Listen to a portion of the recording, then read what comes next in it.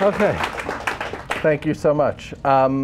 So as David was saying, CS6, we're in Photoshop CS6, and the first thing that they've changed that's probably the most major is the interface. And many of you may notice that my interface is looking a little like the old one, you know, a little lighter. You might not like the darker one. I mean, this is a minor little thing, but everybody's got their aesthetic, you know, thing that they like or don't like. So one thing I do like to point out is everyone should always be aware of the fact that preferences can change a lot of these things. So mine looks like the old one in the fact that it's lighter, only because I went to preferences and I forget where it is, but there's somewhere like interface or something, there it is, where I can change to the darker, lighter, and whatever kind of interface I want. And I really encourage people to look through a lot of the different preferences, because you set the program to be the way you prefer it. All right, so you know, it's going to be a mix. I'm going to do a few things that are new to CS6, but there's going to be a lot of things that are the same old stuff that's always been around in Photoshop, because I can't really do an introduction to Photoshop without talking about some of the more basic things that you have to be able to work with, like layers and selections and all that kind of good stuff. But I will try to get into a little more, I think, today with stuff that's really related to photographers and, you know, retouching and things like that. So to start with, I think we're going to go over to one of the big things. This will be sort of a combination of, I'll start my talk about selection, but I'll also talk about one of the new features in CS6, which is the ContentAware tool. There's like a new tool for ContentAware. It's called ContentAware Move. It's located here in this slot. If you're not familiar with this slot, it usually starts off as the spot healing brush. Looks like a Band-Aid with a little spot next to it. And branching off from there, there are a whole bunch of different tools. And the key thing about every tool in this slot, in fact, is the fact that every one of them is automatic, meaning every one of the tools in this slot sort of does something for you in addition to you doing the thing that you're doing manually. So the spot healing brush, the patch tool, ContentAware Move, and Red Eye all do something automatic. The one thing that I always like to point out, though, that I think is really important to keep in mind is no matter how many automatic features they come up with and how many conveniences they come up with in the program, it's never going to replace the good old-fashioned knowledge of doing things yourself and manually. And we'll see examples of that before today is over for sure. So in fact, before the next 5 minutes is over. But to start with, the concept of selection, as I said, very important. It's what I'm going to talk about first. And I think that many of you, who here has not used Photoshop at all? Is there anyone who hasn't used it whatsoever? OK, so a few of you. So let me just give you a little background on what I mean by selection. I think you know what selection is. So anyone knows selection. For example, if you're in Microsoft Word, you have to select words in order to change the font. It's a pretty simple and straightforward thing. In Photoshop, though, selecting is not quite as important. Well, it's way important. That's not the right thing to say. Not quite as easy is what I meant to say. Because you can't just click and drag across a bunch of words and just expect things to happen. Or can you? Well, so selections are very basic to the program, because you can't do much of anything until you select things, with some exceptions. If I wanted to, for example, change this entire photograph, if I thought the photo is too light, too dark, washed out, whatever I don't like about it, if it's the whole photograph, then a selection's not important. You do not have to select the whole photograph in order to do something. I can go straight to an adjustment or whatever kind of command I want to work with. However, if I want to work with a specific component or area of the photograph, then I have to select. So the selection tools are located at the top of the toolbar. There's the marquee selection tools, haven't changed for many years. Not going to go deep into these because they're really simple. The lassos, which are the next three selection tools. And notice, by the way, I am pointing out how tools pop off. If you're not familiar with that, you hold down the mouse and these tools pop off. Any tool that has a little arrowhead in the corner has a pop off and has other tools below it. So there's three different lassos, and then there's the quick selection and magic wand tools. I will also point out, and I'm sure at some point I'm going to do another one of these. We did a masking and compositing workshop at one point months ago. In more advanced level classes, I would talk about things like paths and alpha channels and lots of other more advanced ways of making selections. But today we're going to stick with some of the more basic, quicker things that we do. And so we'll start with the quick selection tool, being that it is, in fact, the quickest tool that there is and quickest way of making selections. So First thing about the quick selection tool that makes it different from all the other tools, all the other selection tools for that, in fact, is the fact that it's a brush. You know that it's a brush because it looks like a little circle. Things that look like a circle in Photoshop are usually brushes, although brushes can have other shapes. So here's an example. I just grabbed hold of the paintbrush tool. It's a really simple one. It paints. Notice that I've just painted on my photo, and I'm going to undo that. Command-Z, everyone probably knows, is the undo. But all these tools in this section here, the second section, all have brushes associated with them. So as I pull them out, you can see they look like circles, different sizes. So one of the first things you have to realize is you have to change the size of your brush. Anytime you take a tool and you want to make changes to that tool, you want to look at the options bar. That's the bar up here above your photographs. It has options related to the tool that you've currently chosen. So when I choose a different tool, I get different options. One of the options that you'll always have for any tool that is a brush is a pull down for modifying that brush. This pull down looks a little different than the brush tool pull down, for example. There's a lot more choices with a painting brush, but with the selection brush, as I'm calling it, there are, as you can see, a few different options. The only one that really matters, though, in this case, is the size of that tool. Because if I want to select, let's say, this whole sign, I don't want to start out with a brush this small and have to drag way across it and not really be able to get it until I drag a far distance. So one of the first and most important, I will point out shortcuts as we go along, one of the first and most important shortcuts that I like to use in Photoshop are the open and close bracket keys. That is the two keys located to the right of the letter P. They're like squared off brackets. When I press the close bracket key, you can see that my brush is becoming larger, and I press the open bracket key, you can see my brush is becoming smaller. This will be really useful so that I can change the brush size without having to go up here and get a size that I want. So for example, if I wanted to select the sky in this photograph, I've got a brush that's a decent size. I go over in here, I click and drag across the sky, making sure to touch nothing but the sky, and notice how Photoshop allowed me to actually select the sky pretty accurately and not include the buildings in my selection because they're a different shade or color. And that's how the quick selection tool works. It always selects by color or shade. Now, one thing that I always like to point out, though, with selection, I'm going to zoom in a little bit. And by the way, another keyboard shortcut I'm using now is Command and the plus and minus keys. And by the way, when I say Command, that's Control on a PC. I'm using a Mac here, so that's Command. But when I zoom in, notice, for example, the Empire State Building has been partially selected because one side of it is a similar color to the sky. Notice right over here, these little spires have been included in the selection. The point of this being that the selection tool never does, and no selection tool ever does, a perfect job. So that's one of the things I always like to start off by telling people is, start off with a selection tool that you think is going to be accurate, but then always remember that you're going to have to change your selection somewhat afterwards. It's never going to be perfect, or I shouldn't say never, but very rarely going to be perfect.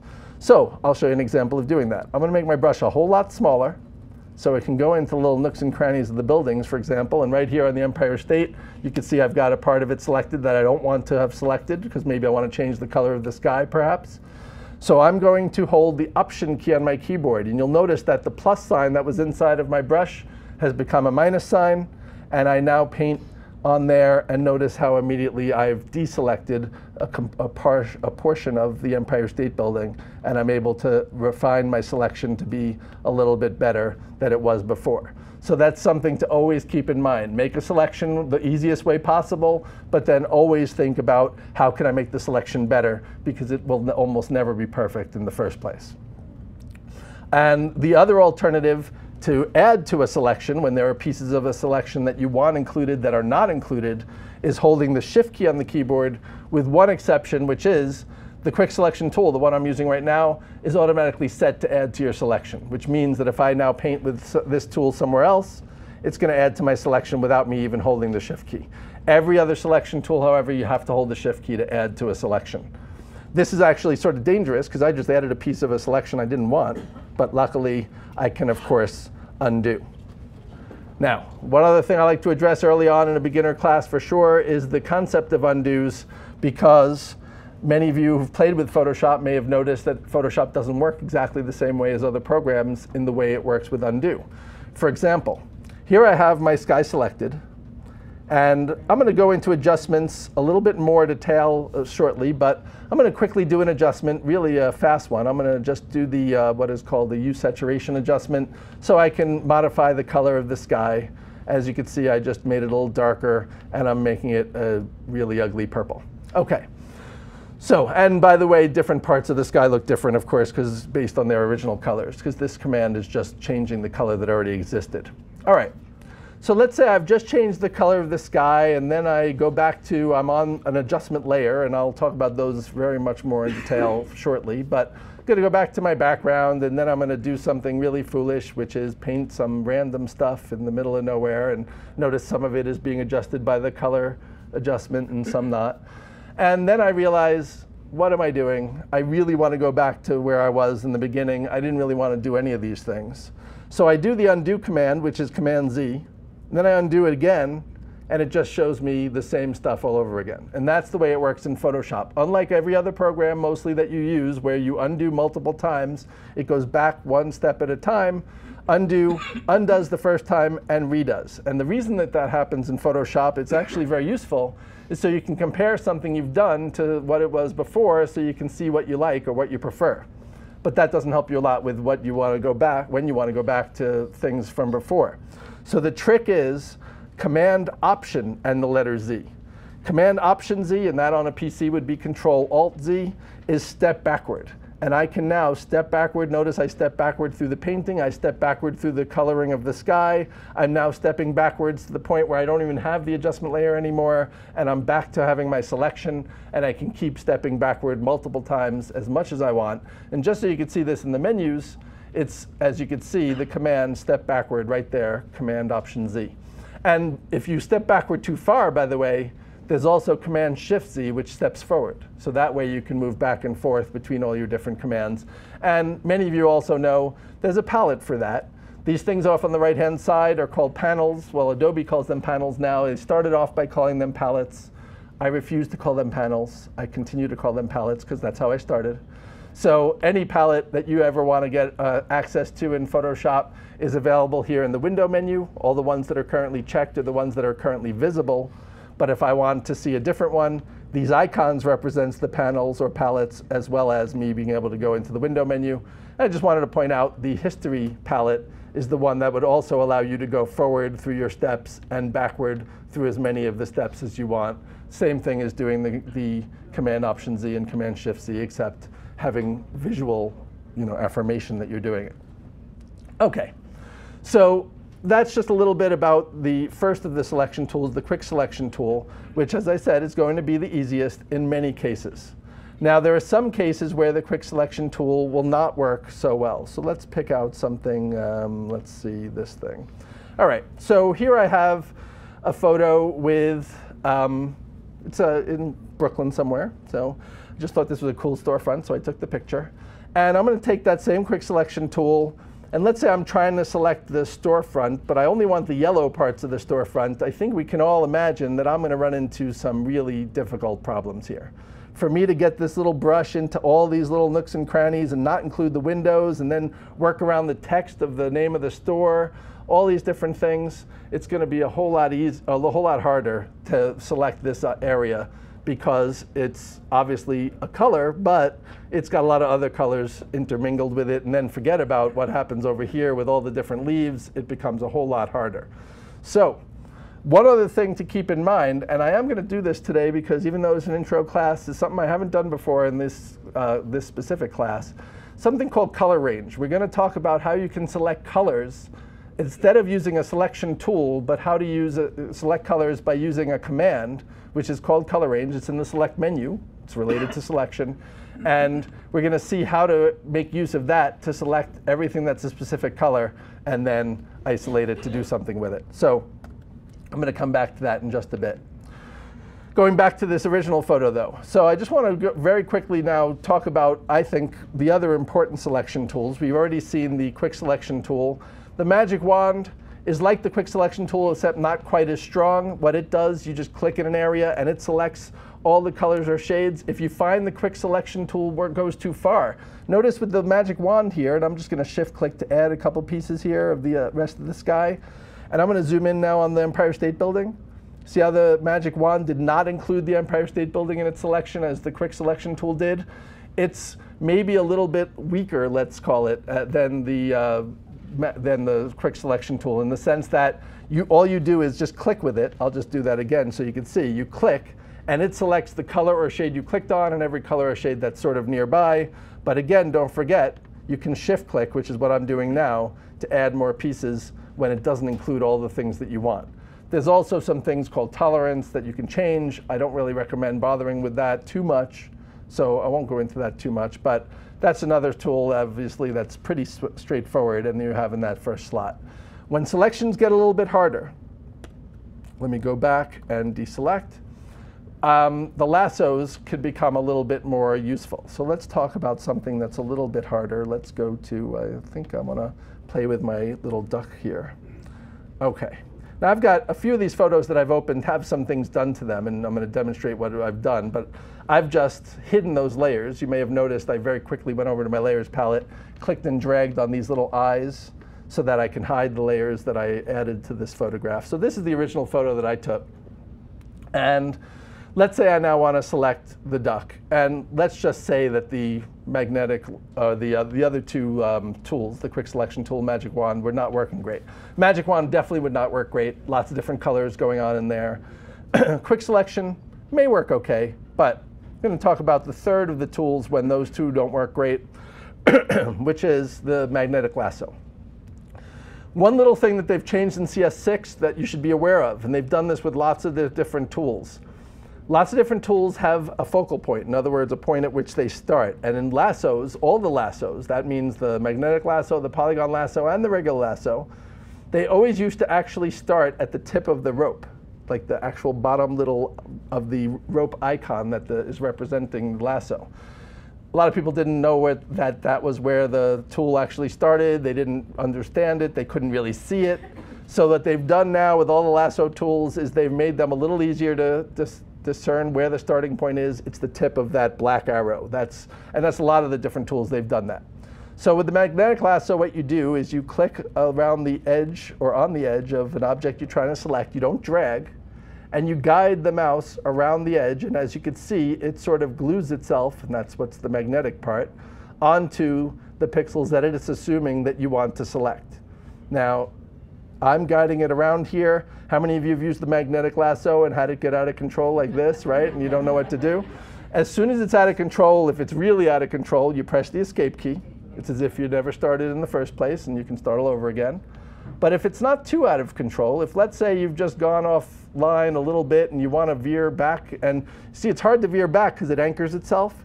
For every time you press the delete key on your keyboard, it unanchors. So I can keep pressing delete and bring it back to where I want it to be and then continue on in my making the selection. You've also probably encountered this situation where you wanted to anchor somewhere, and no matter what you do, you just can't get it to anchor somewhere. By anchor, I mean those little points that it makes. You just click to force an anchor anytime you want. So I can force it around here where it's actually hard for anchoring. I can force it to anchor. And finally, I'm going to come all the way around. I know my selection's not so great, but I'm going to live with it for the time being. When you come back to where you started, it's really hard to see, but you get a little circle confirming that you're at the point where you started. If you can't find it, just double click, and it will close off the selection. And without question, with the magnetic lasso, I tell my students at Parsons this all the time. Never assume that this is going to make a perfect selection. I've seen people with the magnetic lasso going so slowly, trying to make it so perfect.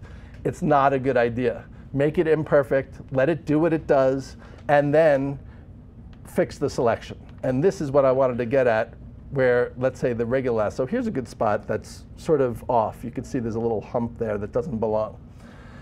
The regular lasso tool, how many of you have tried to use the regular lasso to select something and not really loved it, right? People wonder often why it even is included in the program sometimes, because you can't really select anything accurately. Because the regular lasso, let me just go to a different file, for example. The regular lasso, it expects you to be able to drag accurately around something. Nobody can drag accurately around something with a lasso. So the regular lasso is not a good tool to use as a starting point for a selection. The regular lasso is a great tool to use to fix a selection. So I'm zoomed in, And I've got the regular lasso. Remember we said before, Shift adds to a selection, Option takes away. I'm going to hold the Option key and make a little loop, and I have to loop around to tell Photoshop, remove this piece from the selection. So any place where something has been selected that I don't think belongs in the selection, I just loop around it and take it away. So, and by the way, just the opposite of that, notice a little bit of his head is cut off here. I'm holding the Shift key down. Once again, I'm looping around. So even though you can stay steady with the lasso the whole way around the selection, you certainly can stay steady enough for little sections while you hold the Shift and Option keys. And that way you can make your selection a lot better than you had it before. So that's another suggestion. And that, remember always that you not only have to add to and take away from selections often, but that every selection can start with one tool and can then have another tool that you go to, or an end with a different tool. You do not have to start with and end with the same selection tool. Nobody's going to be looking over your shoulder or care what selection tool you're using. So use whatever you think is most feasible at that moment. OK. And then last but not least of the major selection tools, the Polygon Lasso. Don't even have, well, I guess this one has buildings. Yeah, what the heck. If I wanted to select, let me say, for example, the top of this truck for some reason. The regular rectangular lasso is not so good because it only selects rectangles. So, or rectangular marquee, I should say. So the Polygon Lasso, you basically just click in different places, and it's just a connect the dots kind of thing, where you just click in all these different places, and as you can see, it connects. And it ends just like the magnetic lasso, either with that little circle or a double click, and lets you select things that have straight edges. Perfect for selecting things with straight edges. But that now brings me to a point that I think is something, and I don't know if I've covered this before, but something that I think I like to show. Sometimes you just want to make a regular rectangular area, because maybe you just want to fill it with color, maybe put some text. You've all seen that in advertising and things like that. But have you ever wanted to make a selection of, let's say, a rectangular area that was slightly off kilter, maybe 5 degrees slanted or something like that, and you've used perhaps the Polygon Lasso and you can't really make a perfect rectangle because, you just can't.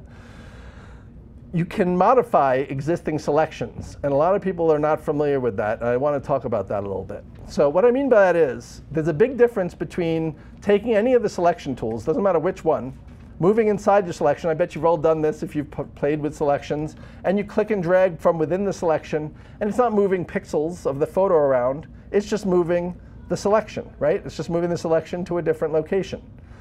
As opposed to, many of you know the Move tool, the top tool in Photoshop, which of course moves pixels.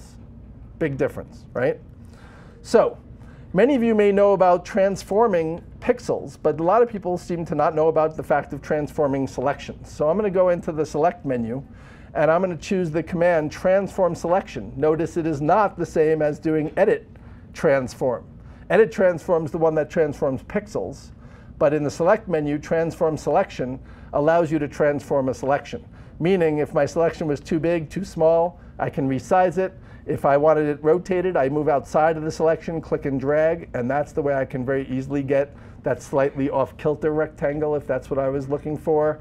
And I can even hold the Command key on my keyboard, go to any one of the little resize boxes, and randomly resize my selection. And this is where I wanted to get back to. Remember, I used the Polygon Lasso to select the top of the truck before. I don't really need to have done that. I could have made a rectangular selection, and then holding the Command key, reshape the rectangular selection to be appropriate for the top of the truck. And that is probably another efficient way of doing it. There's always obviously a lot of the same ways of doing things, but that works. And I just wanted you to realize that transforming selections as opposed to transforming pixels can be a very useful thing when you're trying to select something in Photoshop. OK. Now that we've talked about selections, I think it's time to talk about some of the things that you can do with those selections. And I think one of the more common things that everyone wants to know about are adjustments. So we're going to take a look now at adjusting. So let's get back to the storefront. So here we have the situation, as we talked about before, selecting the yellow of the store, and I want to change it to a different color or enhance the yellow or something of that nature. And by the way, I've already done it in this photo, but I'm going to do it from scratch, just so you can see there is an adjustment layer here, as you might notice. And notice it's very slight, but see how it's a little bit yellower, it's a little bit more vivid. I just made the color a little more vivid, and I'm going to now show you how I went about doing that. OK, so I'm going to throw this layer out and start from scratch. As many of you probably know, if you've ever tried something like this, I bet a lot of you who've worked with Photoshop would agree that it would look great maybe in these areas over here next to the window, and then next to the tree you would see a lot of junk, right? It would be really tough. And it's because of the selection. It's really hard to make a selection with all those leaves and that yellow part of the store. But I'm going to make it easy for you. So we're going to go into the Select menu and choose the command called Color Range. First rule about Color Range, do not go into Color Range while you have a selection already, unless you want to curtail the Color Range command. In other words, if I want Color Range to work only within, say, a given area, I make a selection first, and then I go into Color Range, it will only work within the selected area. But if I want it to work throughout the whole photograph, in other words, I want to find the yellows everywhere in the photo, I want to start with nothing selected. So I go into the Select menu and I choose Color Range. Color Range has a lot of things in it. One of the new things that it has in it, actually, is a skin tones option, where it actually finds skin tones in a photograph. It's one of those automatic things which I am always a little iffy about. It works OK, but I think you could have done it before without the skin tones thing. But anyway. But I'm going to stay on sampled colors, which is by far the most useful way to use Color Range. And you notice that sampled colors has a little eyedropper next to it. Some of you may know about the eyedropper. It's a way of picking up or finding colors. What the eyedropper signifies here is that when you come out of this dialog box, notice that your tool is an eyedropper. What it wants you to do is choose the color that you're looking for. So if I was looking, for example, for this red, I click, bless you, on the red. And notice in this preview, every place where it turns white in the preview means there's a high concentration of that color red. Every place where it's black means there's none of that red at all. And every place where there's a shade of gray means there's a little bit of that shade in that area. And that's another cool thing about Color Range that makes it very different from all the selection tools that I just was talking about, including the pen, which is those tools make very distinct selections. In other words, they select or they don't. There's no half-half about it. In this tool, you actually can select things partially. So if something has a little bit of red in it, it can be partially selected and therefore partially modified when you do your adjustment. Now, I was just starting with the reds, but I want to switch over to yellow. So I'm going to click right now on the yellow of the store. Notice how the preview has changed. Most of the white areas, of course, are the store. And by the way, if you want the preview to be bigger, you can do Selection Preview Grayscale here and do Image here, so that you could switch the way you're looking at things. It all depends on how you like to look at it, I think the preview is fine as a little thing in there, and I like to see the main photo myself. But all right, so I've grabbed hold of yellow. And notice when I click different places, it seems to get different things. Because remember, every pixel is a slight different color from one another. But here's how I can modify it. A couple different ways. There's this slider called fuzziness. When I increase it, it increases the amount of pixels it includes in the selection. It's saying, get a bigger range of pixels that are closer to that yellow that I happen to have picked. And a lower fuzziness is saying, limit it to just really being isolated to the colors that I had picked in the first place.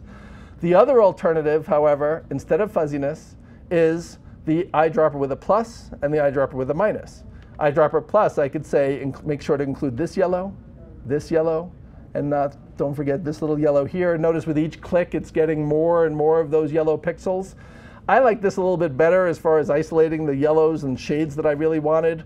And then I can use fuzziness in addition to that just to sort of curtail what's being selected as well. And of course, the eyedropper with a minus just takes away. If I included some shades I didn't want to, I would take them away.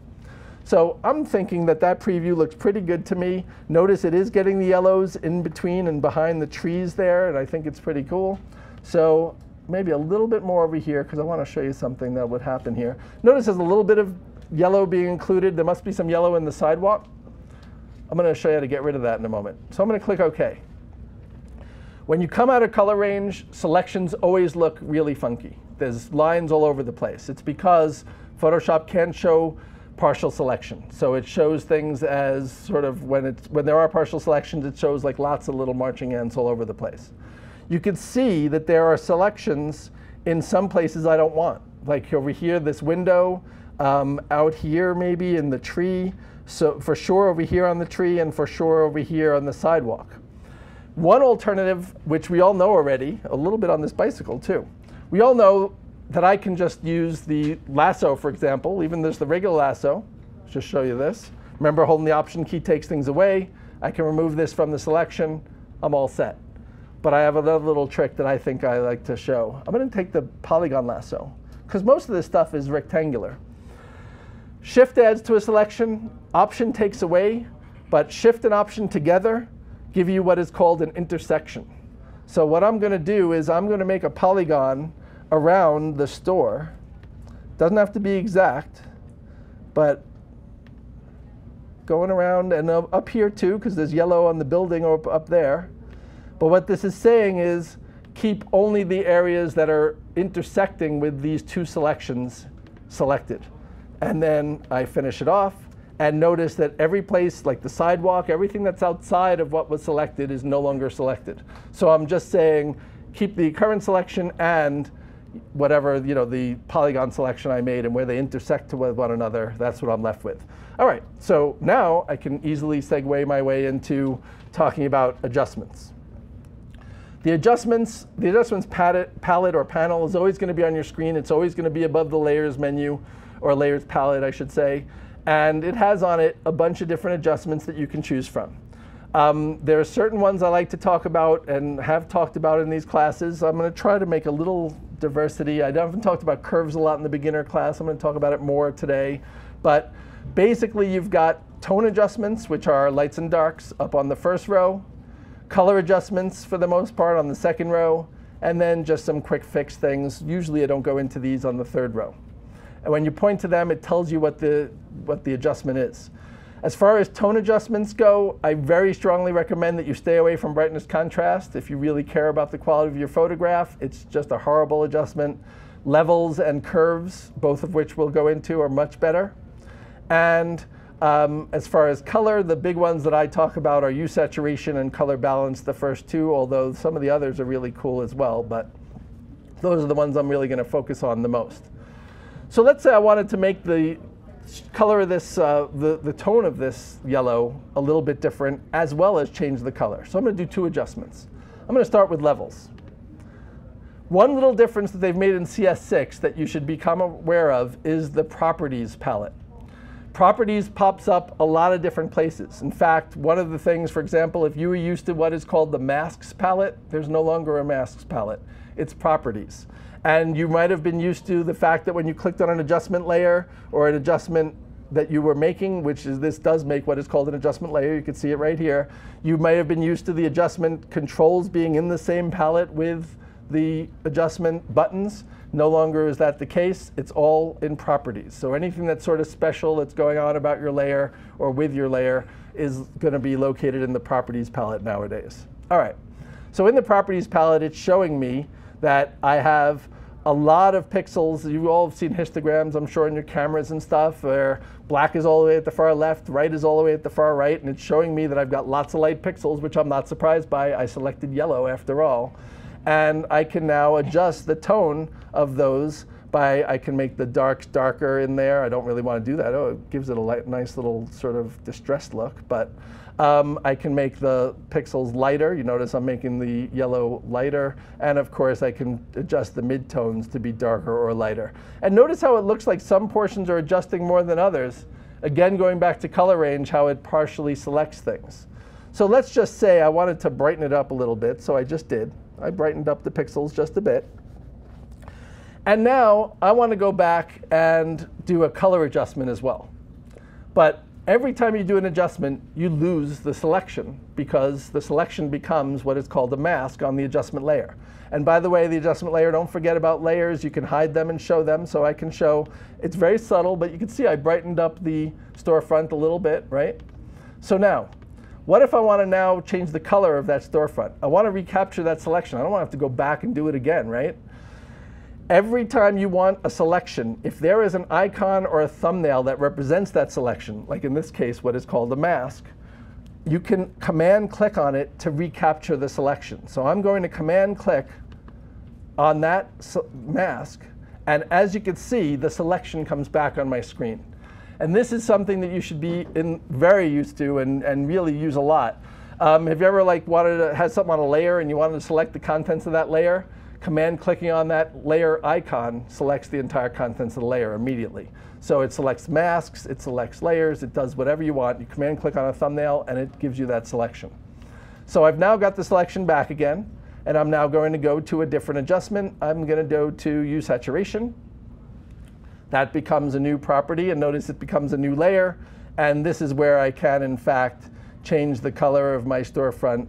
Let's give it a little bit of that greenish tinge. And if I feel the coloring is not working as well as I'd like, especially if you ever try to do a color change with Hue Saturation with something that's white or black and it seems to not work at all, you click the Colorize command, and that will impose the color a little bit more. Plus, increasing the saturation will really make the color come out more. So let's give it this greenish tinge, although that sort of interferes with the green of the tree.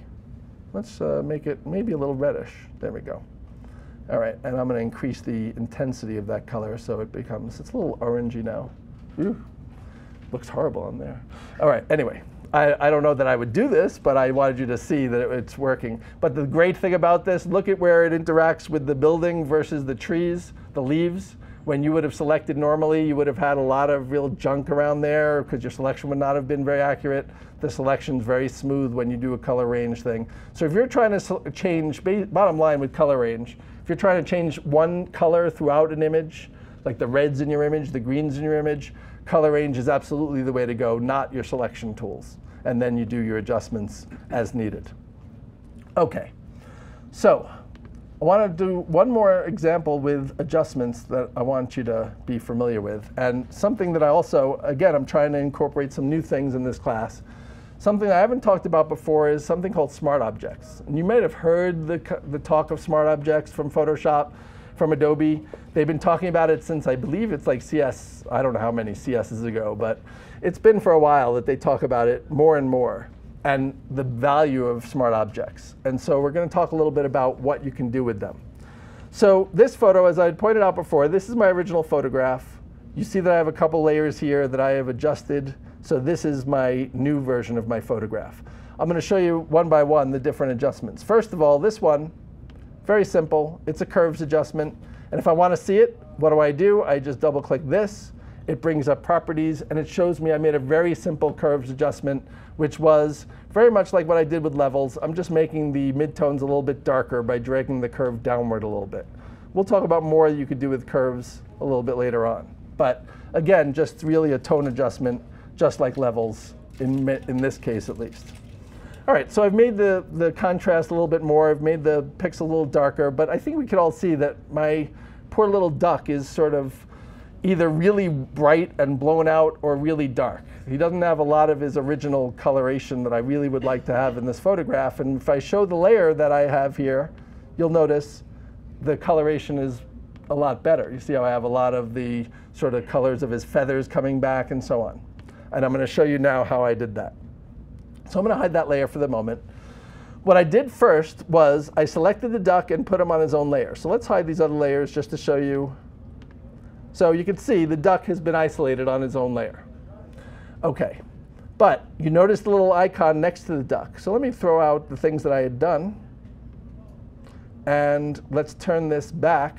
And if anyone ever has had a smart object and wants to turn it back to a regular layer, by the way, you go into the layer menu, choose Rasterize Smart Object, and that turns it back to pixels. But now I'm going to talk about what the difference is between a smart object and regular layer. First of all, a regular layer you can paint on, you can do most anything on. Most commands are available on a regular layer. A smart object, however, there's lots of things you can't do. You can't paint on a smart object. You shouldn't be painting on this duck layer anyway, but there's a lot of things you can't do. But the one thing that it really does, I mean, it does a lot of things, and I'm not going to go into all the things a smart object gives you, but one of the things that it does that is so great is it makes filters editable. Have any of you ever tried, well, I'm assuming a lot of you have played with some of the filters in Photoshop, right? You play with a filter, you do some filter to a layer, and then you save the file, you come back a week later, you open it up, and you think to yourself, what did I do to that layer? Oh my God, that was really stupid. And you just throw it out and you do it all over again because you didn't like what you did. But with smart objects, and therefore converted for smart filters is what they call it, you can actually do filters to a layer and have them be editable, changeable, and even be able to throw the filter out without having changed anything about the pixels of the photograph. And that, to me, is the biggest advantage of smart objects. So how do I turn this layer into a smart object? And I can do this with any layer, by the way. I can do it with the background. Any layer can become a smart object. There's several ways. One way, layer, menu, smart object, convert to smart object. You may have also noticed, though, that I was in the filter menu. There's a command called convert for smart filters. It does the exact same thing. So if you think those are different things, they're not. You do convert for smart filters, and then it says to be re-editable and whatever. It gives you some message. But you can see the same icon appeared on the thumbnail of this layer, meaning this is now a smart object. Because this is a smart object, I'm able to do certain things, and I'll just show you an example. Let's do a filter to this so you can see it really obviously. I'm going to go in here and twirl my little ducky friend here a little bit. So let's see. Why am I not seeing it? There we go. Ooh, what a mess. So that's what I did to him. Ugh, that was horrible. I don't know why I wasn't seeing the preview. Let's do a better one. I just undid that. Let's do something that's a little more visible, at least. Let's see, Ripple will at least be more visible, hopefully. Let's see. Zoom out, do a lot more. I don't know why I'm not seeing it. Oh, there we go. I guess it's a little slow. But I think you can all see he looks like a little hairy ducky now, right? OK, so notice that unlike normal, when you do a filter to a layer where it just happens, I now have this thing called Smart Filters. It has a mask on it, and it also has the name of the filter.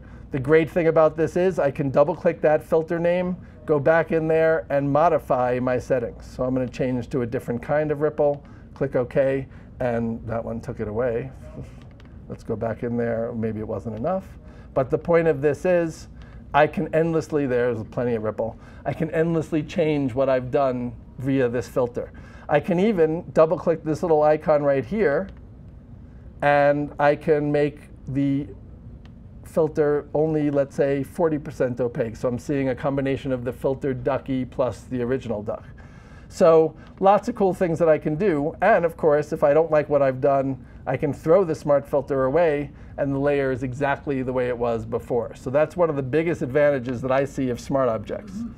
But it also not only is useful for filters, it's useful for one really useful, really good adjustment. If anyone's ever gone into the image menu, chosen adjustments, and chosen the shadow highlight command, the shadow highlight command is in Photoshop is made to take away overbearing shadows or overbearing highlights from your image. So if you have anything that's really dark, you know, like if, let's say, you were taking a picture and the sun wasn't behind you like it should be, and it was that way, and the subject is all dark, shadow highlight can make it much better. But a lot of times people were always doing shadow highlight on duplicates of layers or trying shadow highlight and then maybe changing their mind. But there was no way around having to do it and then having to live with it unless you had to try again until now. With a smart object, as you can see, shadow highlight is one of the few commands that's actually available in the image adjustments menu. So I'm going to go into shadow highlight. It immediately, as you can see, it's the automatic setting is that it cuts the shadows. Notice how it's cut the shadows. You can see it on the left-hand side of the duck, so he's now a whole lot more visible. I'm also going to cut the highlights, which, as you can see, is going to bring back a lot of the brown, nice brown coloring in the feathers over there on the right-hand side. And by cutting both the shadows and the highlights, which was this problem, you know, he was overly dark or overly light, one or the other. Now that I've cut both of those, I've been able to get my duck looking a lot better.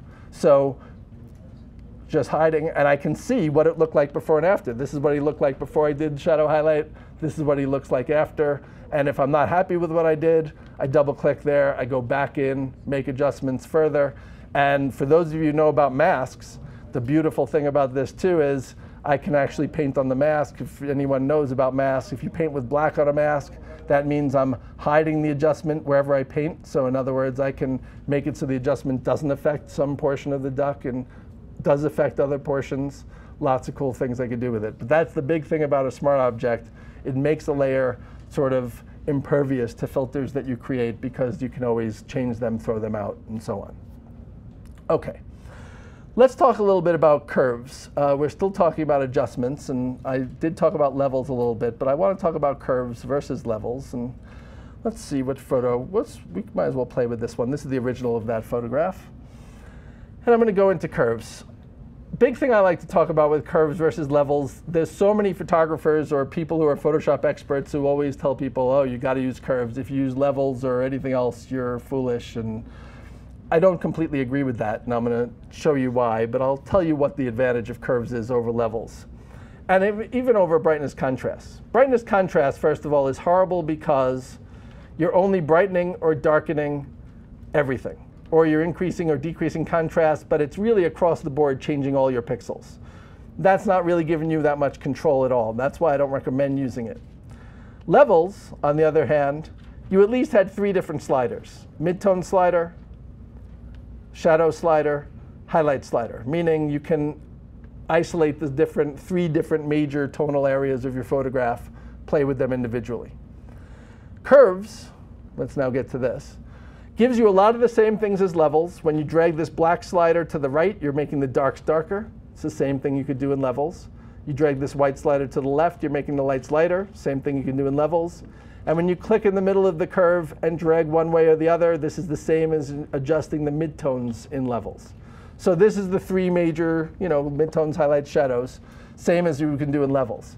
Where curves differs, though, is that you can make multiple points on this curve and start adjusting, which means you can adjust several different areas of the photo, isolate several different shade levels separate from one another. So as soon as you have a curve that's sort of winds around, you are adjusting several different shade areas differently from one another, and you're doing something you couldn't have done in levels. But the reason I don't recommend, or I don't tell people that curves is the only thing to use, is that if you were to isolate a portion of your photo first, and then adjust it, and then isolate another portion and adjust it, and we talk so much about selection and how important it is, and that's what I mean by isolate. If you keep isolating sections of your photo and doing, let's say, levels to it, you're really doing a lot of what you might have been able to do with curves, and you might be able to control a little better because you're selecting what it is you want to work with instead of letting the shades just be selected by where they are in the continuum of this curve. So although curves is much more comprehensive than levels, I don't think it's necessary to always use it. And I will show you a couple of examples of where I have some preset examples of where one is better than the other. But while we're talking about it, though, let's talk about, I think, the best way to use curves. Where levels was 3 different shade levels, curves can control up to 16 different shade levels. In other words, you could have 16 different points along this continuum. There's already 2, well, 1 at either end. Now, I could do what I was doing before, just bending. But I'm going to undo that. I'm going to prefer to use this little hand right here. If you've not used this before, this was added in CS5. It's incredibly useful. This hand allows me to isolate the shade levels visually on my photograph. So I'm going to click on this hand, come out to my image. It becomes an eyedropper, same eyedropper we saw with color range. I'm going to click on a section of the photo, let's say these shingles. And it shows me on the continuum, see that point that formed? That's where that shade level exists on the continuum.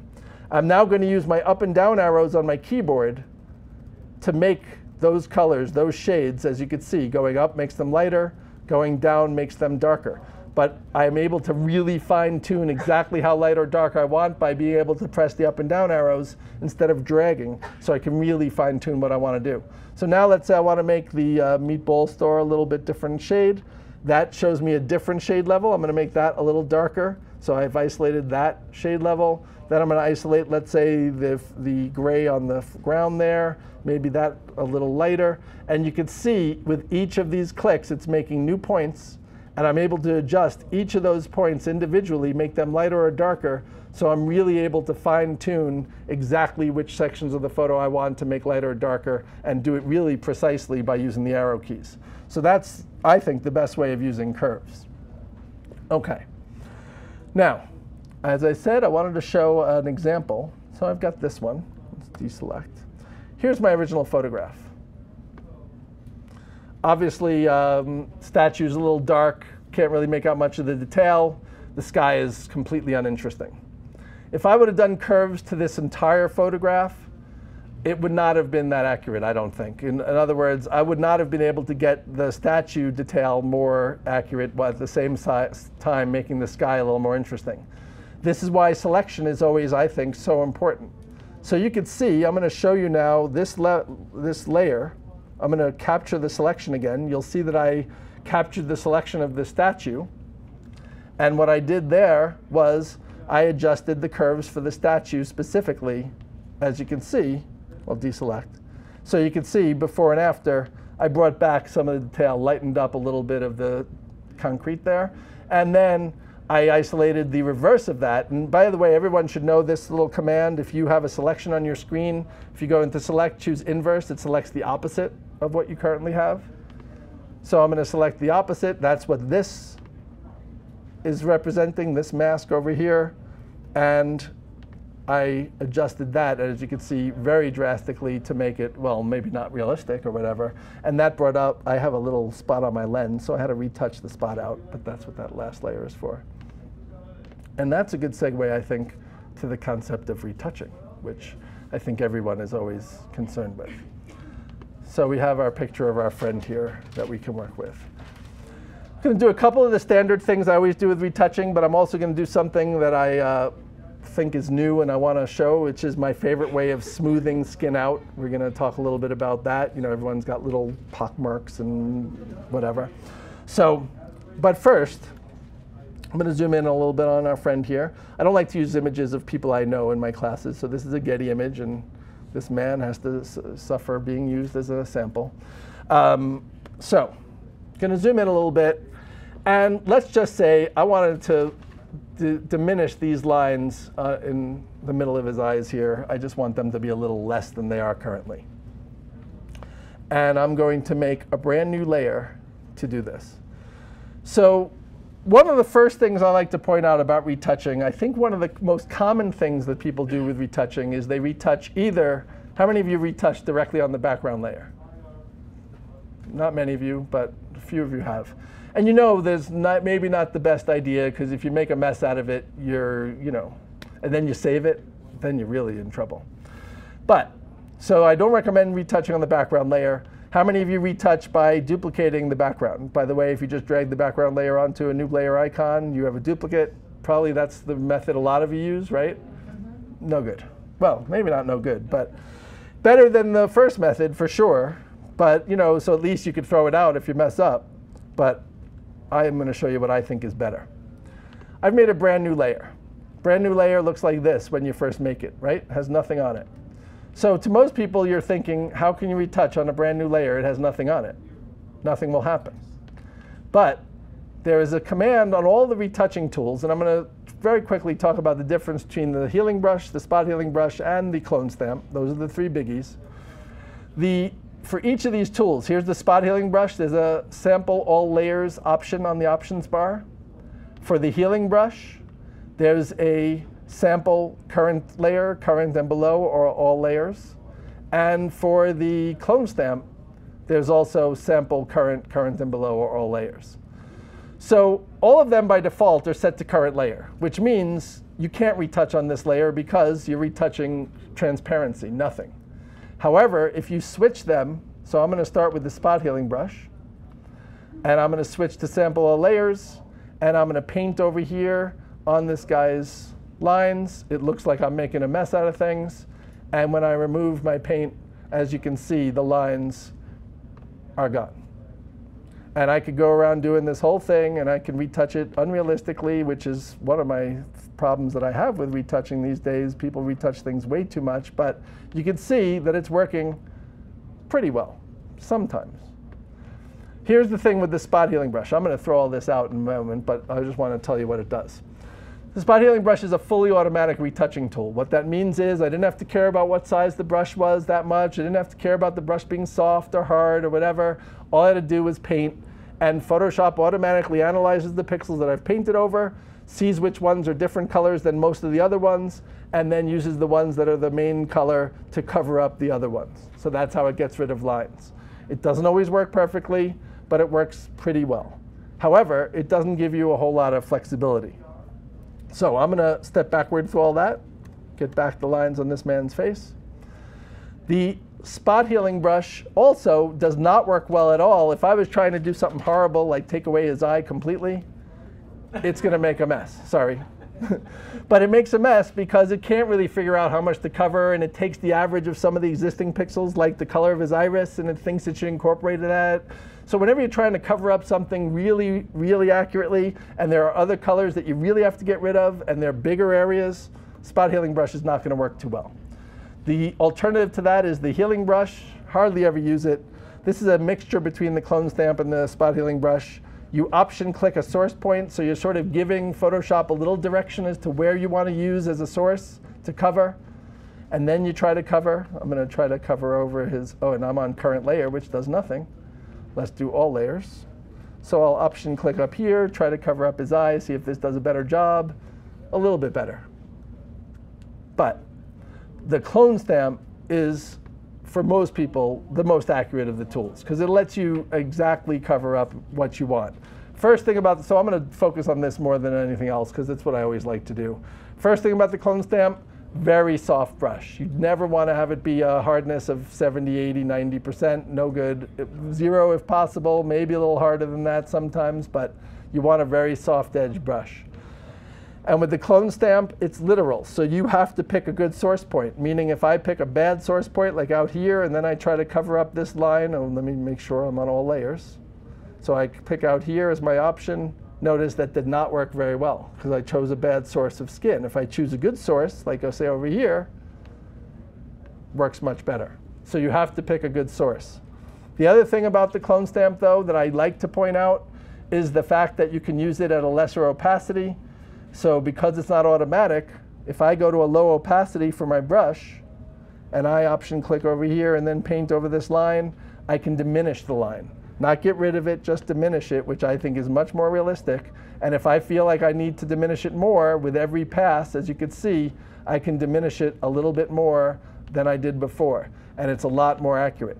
Another thing that's really nice about this extra layer and retouching on this extra layer, let's say I go too far. Let's say I feel like I've gotten rid of these lines too much, and I don't like it. First of all the retouching is just on its own layer.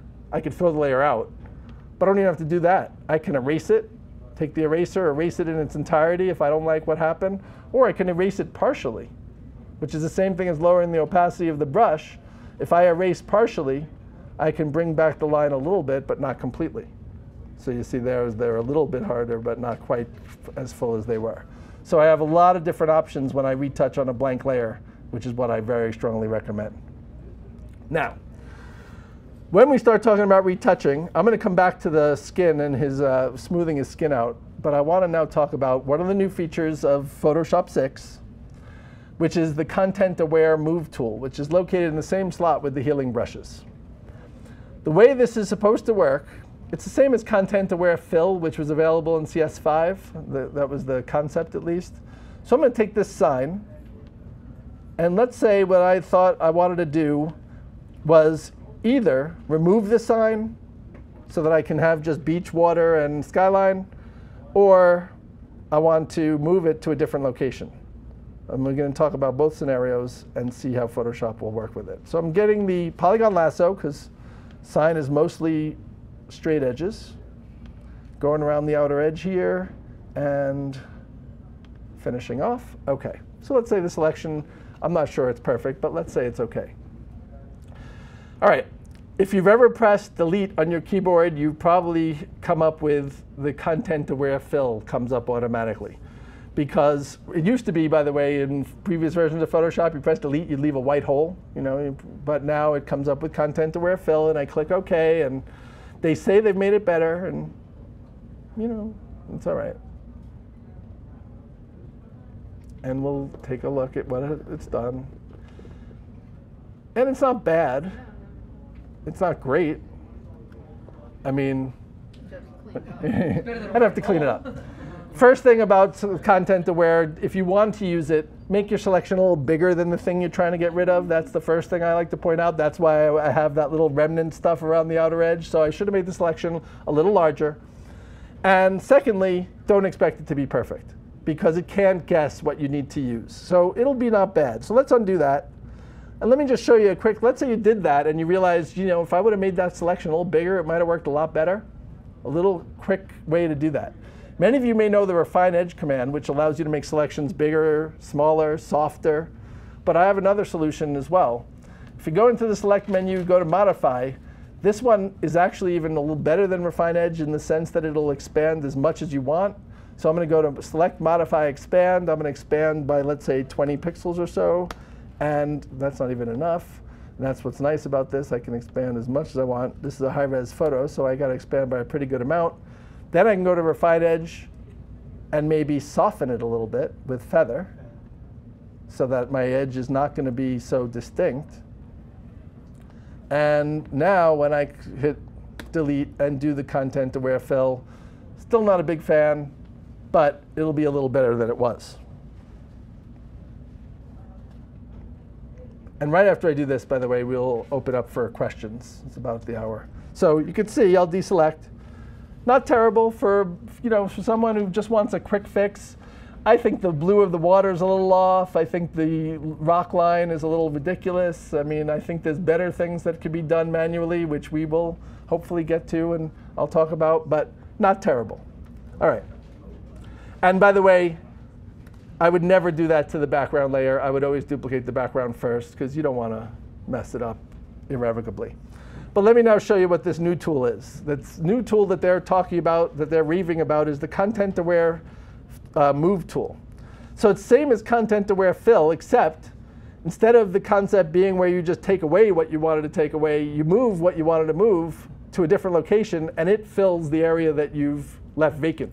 That's what the concept of the tool is. So I grab hold of the ContentAware Move tool. I drag this sign to a different location in my photograph, let's say over here. And it goes through the same sort of procedure that it went through with ContentAware Fill, except it leaves the new sign in the new place and fills the old one. Couple problems. If I had not made the selection bigger, of course, we know what the ContentAware Fill would have looked like. So you can see it looks like ContentAware Fill. But the second problem is, because I had to make my selection bigger, notice I have a little bit of water on the edge of the sign here. It's not, and look at that. It even did a little bit of stuff when I moved this thing over. It sort of covered the corners of my sign with some water down here, I think that is. I don't know. But it's not a bad thing. But I will tell you right now, and this is my belief, that any of these things that are automatic, when they show them to you in like some kind of video or some show or whatever, they pick the exact perfect photograph where it works exactly perfectly. Like the Adobe sample is they take a tree in a field of grass and they move the tree to another place and the field of grass fills in perfectly. And if you have pictures with huge fields of grass and they're all the same color, then it'll work perfectly. But otherwise, most photos, it's not going to be great. So I'm going to open up for questions, but I am going to talk a little bit about better ways that I think that you can do what I just did without damaging the photo, without changing the original layer, and also, I think, better. But any questions on any of this stuff or anything we've done so far? I guess no one had questions. Yeah? Is it on a separate layer, or I can put it on a separate layer? That's, the question was, can you put it on a separate layer? That's one of the first things I don't love about all these automatic things, is that they affect the original layer. So you'd have to duplicate your layers or put things on a separate layer beforehand. That's one of the things about ContentAware. It's never making a separate layer for you. So you'd have to manually think ahead to make separate layers. Okay. Anything else? Yes? What's that? Oh, move the sign once again? The question was just to move the sign. She wanted to see what happened. And again, this is not with the Move tool. This is, again, the ContentAware Move. The move tool I'll do in a minute. Well, you probably know what the move tool would have done. And if your computer's slow, my computer's pretty fast. It's slow because it's automatic. Yeah, this one worked a little better.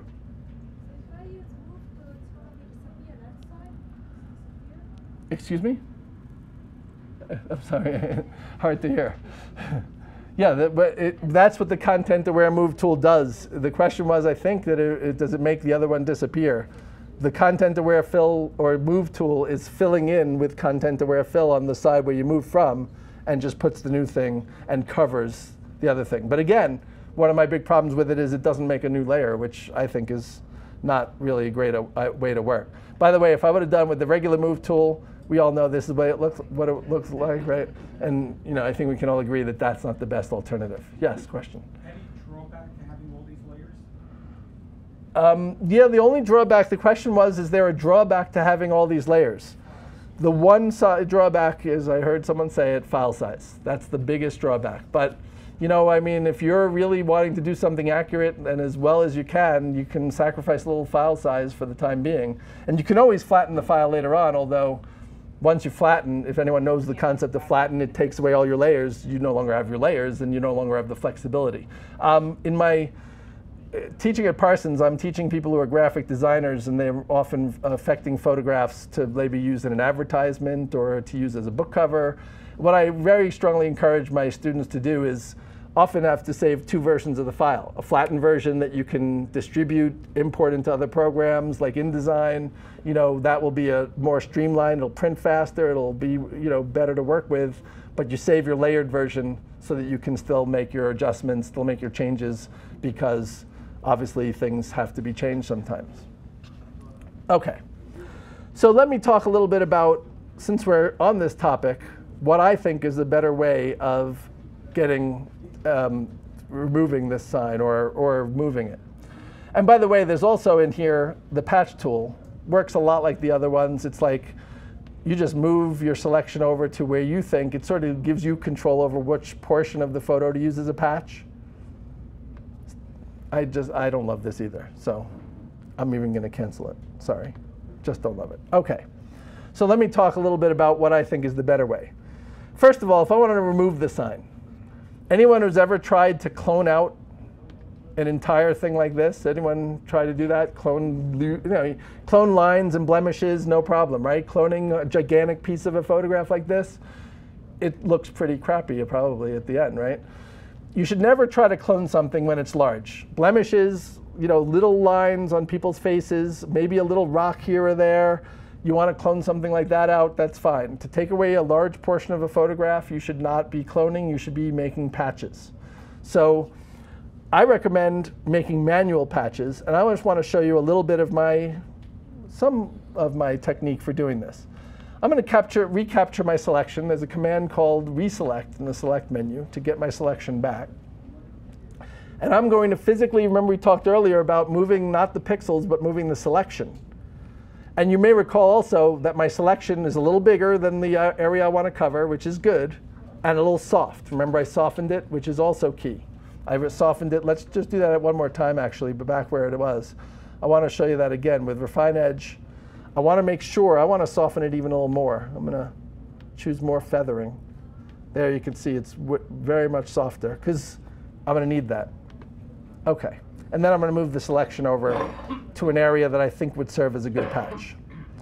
I don't want the little girl in there, and she sort of disappears down there. But I want a little bit of the water, of course, and I want a little bit of the shoreline. I think that's about what I need, and that's probably the best location. I'm going to put that on its own layer. One of the easiest ways, many of you may know, there's new layer via copy, which is Command-J. Or what I often preach is the very simple copy-paste, Command-C, Command-V. By doing that, as you can see, I've put my own manual patch onto its own layer.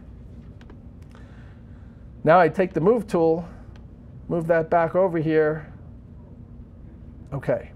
Now, first of all, because I made this manually, you can see it's not exactly perfect because, of course, the beach goes, slopes downward. But I think it's a good starting point, right? And if I match up the beach, I think it's actually not bad at all. Let's say right over here. Then I maybe might want to clone some rocks over here along the edges to make it look more realistic. But at this point, I've got the easiest task on earth as far as the rest of it, like this little piece right up there. Sort of looks fun to see this. It looks like a sign is buried out there. But I can so easily just make a rectangular marquee around that, soften that selection once again, just feathering by a bunch to make it soft. Go to an area that I think would be a good patch. By the way, if I copy paste now, do you think I would get a good patch? I'm on the wrong layer. I'm on the layer that has the sign on it. I want to go back to the background, copy paste, take that new patch, move it in front to the top, and then place it over there. I maybe could have chosen a better section of water. Maybe I can even do a little bit. I should show you this. I'm going to do a transform and flip it vertically. Maybe it would be, no, that's not good either. But I think you get the gist of, let's undo that. I just don't like the little dark piece down there. But at this point, I could even clone a little bit onto these layers, a little bit more extra cloning, like with a really big clone stamp. But the point I'm making here is, and the thing that I always like to point out with people is that I'm just doing a little bit of cloning along the edge here with all layers just to get these things smoothed out. The point, oh yeah, it says only 34% opacity. That's why I'm not seeing it. The point to be made here is that manual patching, doing things on your own, is always going to work, I think, a little bit better than what Photoshop gives you. And it's really easy to make patches just by selecting the area that you want to cover, making that selection soft, go to a place where you want patches, and make a whole bunch of different patches if necessary to cover areas. And you can see all of it done harmlessly. The original photograph is exactly as it was, and these couple of patches are just covering it. Now, one other thing I will point out, if you ever make multiple patches to cover something, as I have, this is something that I do recommend. I'm going to select both layers. I'm going to click on one, shift-click on the other to select them both. And if you're familiar with the command merge layers, Command E, because if you made multiple patches to cover one thing, you might as well have all those patches not add to the file size, have them all be just one layer and cover that thing up. OK. Let's see, some of the other things that I think are cool that they've added in CS6. There's one more thing I wanted to show with this, and then I'll get back to the smoothing of skin. This is a different photo I'm going to get to. What's a good one to play with on this? Not this one. We've already played with that enough. We played with that enough, too. Let's do something different. Oh, we might as well use this one. I have something I wanted to show with this, but this is the original photo. Obviously a really bad sky, but this is my original photo from the Highline. There's a new filter that I just thought I'd show because I think it's sort of fun. A couple of new filters, actually, that I want to show that I think are sort of fun in Photoshop that they've added in CS6. They are specifically oil paint, in render lighting effects, which is an old filter that they've brought back. Many of you may have noticed it was disappeared from CS5. And the blur suite of field blur, iris blur, and tilt shift. There's three different blurs that they've added to the wide range of blurs available in Photoshop. All right, so first of all, oil paint, really simple one. And by the way, if I converted this layer for smart filters first, which why not? Let me not show that again. It would mean that I'd be able to take the filter off if I decide I don't like it. So might as well. All right, so I'm going to go to filter oil paint. This one's really simple. It'll take me 2 minutes to show you. And all it is you have all these controls, and you can obviously change how they make something look. But basically, the idea here is to make your photograph look like it's an oil painting. Pretty straightforward, pretty simple. Obviously, the settings are something you can play with, but really easy. And the great thing about this having been done as a smart object is the fact that, of course, I can see what it looked like before and after. So that one's really simple. Lighting effects, I'm going to throw this one out. Lighting effects is something that many of you may have seen from other versions of Photoshop. As I said, they sort of got rid of it at some point, but it's in render. And by the way, if you're ever playing with filters, just to give you a little overview of something with these, in all these different filter submenus, Most every one of the filters plays with or sort of modifies existing pixels in a photograph, with one major exception of categories, which is the render filters. All the other filters, as I said, mostly play with the existing pixels and modify them. The render filters add things. In fact, they don't play with the existing pixels at all. They just add something to the existing pixels. So for example, the clouds filter is a really obvious one. It replaces my entire photograph, as you can see, with these random clouds. And if you wondered why it's the colors that they are, it's based on your foreground and background colors, and it makes it look sort of like parchment paper. So all these filters are a little different than the other filters in that they add something instead of playing with existing pixels. But in the render lighting effects, and I'm not going to go deep into this because there's lots of stuff you could do with it, but it's a really cool filter in the sense that you can take it and light up, as you can see. And this is one of the new things they've added in Photoshop in CS6. There's a number of filters that have these little targets where if you click and drag the target, you increase or decrease the intensity of that filter. And as you can see, this is just the point lighting effect. And I can change a lot of the settings about that lighting, but I can also do a spotlight instead and change the rotation of that spotlight and the size of it and all kinds of things happening with that. So again, it's just changing, and I can change the focal point and its intensity. Whoops, maybe that's over here. Yeah, there we go. So a lot of cool things you could do with lighting. Just wanted to point out that this was back in Photoshop. And again, something that I can, because I did it with a smart filter, hide and show when necessary to just get rid of it. It was a little a little slower than some of the other filters in the sense that it just takes up a lot. And then finally, the newest of the blurs. When you go into any one, oh, and it just showed me, I have to rasterize this layer. I didn't realize that this layer, and this is a good thing to know. Notice I went into filter, choose blur. The new blurs are not available. And so liquefy is not available, vanishing point. If ever something is not available for a layer, it means that it's just not possible for a smart object. So in this case, I have to turn the layer back to a regular rasterized layer in order to be able to do the filter.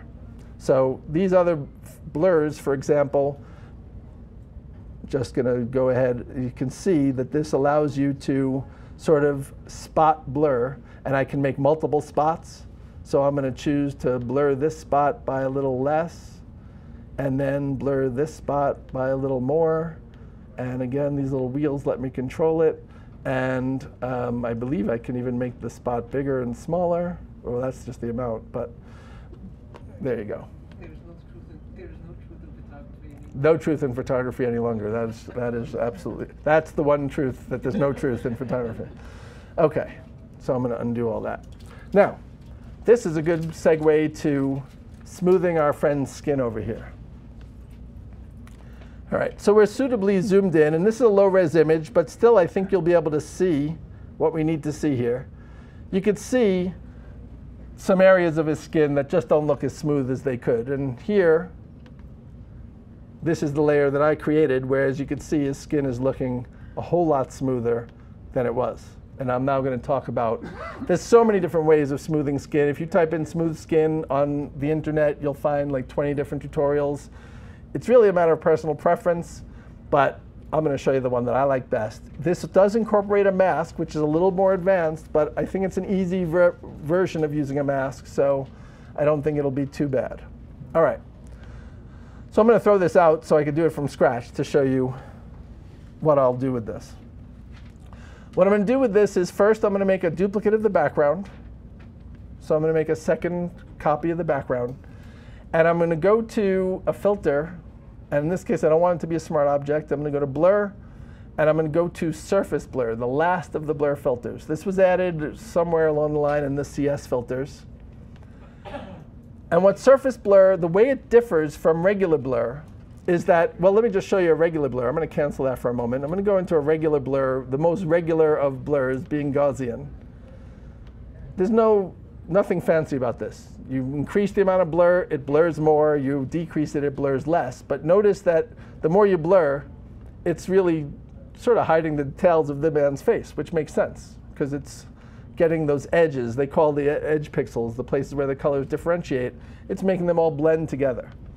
Notice, however, when I went into surface blur, that immediately that didn't happen. And in fact, when I increased the blur or decreased it, it even seems to do less. What's happening here is there's two settings, one of them being threshold. When the threshold is set to a lower number, what you're telling Photoshop is you're telling it to start recognizing the edges. In other words, you're sort of preserving the edges and letting it blur only the areas where it sees things being very similar. So you see how it's very effectively smoothing his skin, but it's leaving the lines, which you could retouch out by cloning, of course, if you already know. And it's leaving his mouth, his nose, his eyes intact. And this is what's good about surface blur. So I'm going to do surface blur, and I'm going to do it more than I think I should. And there's a reason for this. So I'm really, I'm making it, I think, unrealistic. And I'm going to click OK. And now I'm going to add a mask to this layer. And I'm going to show you the way I would add this mask. I'm going to go into the Layer menu, choose Layer Mask, Hide All. And this is a specific kind of mask, which I'll mention now once we do it. What hide all means is essentially I'm going to add a mask that's all black. For those of you who know about masks, hide all means the mask will be black, which means I won't see any of this layer anymore. Almost as if the layer is not visible. So now I'm seeing, see how I show and hide this layer? It does nothing. The layer is no longer visible. So what I'm going to do now is on the mask, paint where I want this layer to be visible, and I can make it only be visible in the places where I think his skin needs to be smoothed out. What I paint with is a white brush, a much smaller white brush. So I'm going to take a nice soft edge white brush, make sure my foreground color is white, and I'm also not going to paint at 100% opacity. I'm going to go a little less than 100% opacity on my brush. So by painting with white at a less than 100% opacity, any place I paint, notice how much smoother his skin becomes where I paint. And any place where I feel it needs more smoothing, I paint over that section multiple times. And as I paint, as you can see, I'm smoothing areas of his skin. And any place where I've smoothed, which I shouldn't be, like over his eyes, doesn't matter that much because remember surface blur didn't affect those areas. So I paint with white, and what you wind up getting is sort of looks like a mask. But what you're doing is you're just opening up the mask in these certain areas and therefore smoothing out his skin little by little only in the places you think the skin needs smoothing.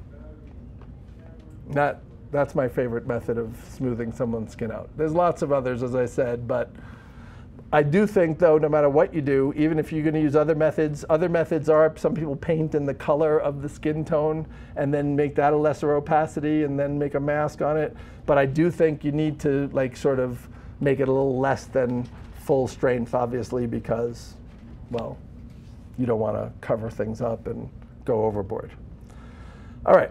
I think that was a good time also to ask some questions. We got about a half hour left, and I got plenty of other topics I can go into, but if there's anything specific that people wanted to find out about. You said using a lower number for threshold made it more edge aware?